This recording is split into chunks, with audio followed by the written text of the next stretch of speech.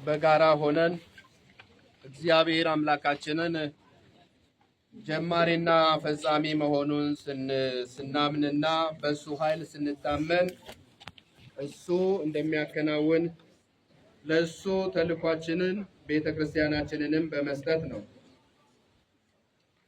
ሐዋርያው ጳውሎስ ወደ ኤፌሶን ሰዎች በጻፈው መልእክቱ ምዕራፍ 2 ከ19 ጀምሮ ስናነብ በሐዋርያትና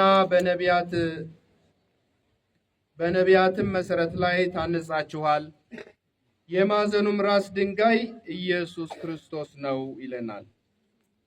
ክቡራን ካህናት፣ ገዳማውያንና ገዳማውያት፣ መምናን፣ ካቴኪስቶች፣ አባቶች፣ ወጣቶች፣ አዳጊያን፣ ሕፃናት እንደዚሁም ዛሬ የደስታችን ጅማሮ ተካፋይ ለመሆን የመጣችሁ ከሩቅም ከቅርብም በድጋሜ እንኳን ደስ አላችሁ፣ እንኳንም አደረሳችሁ።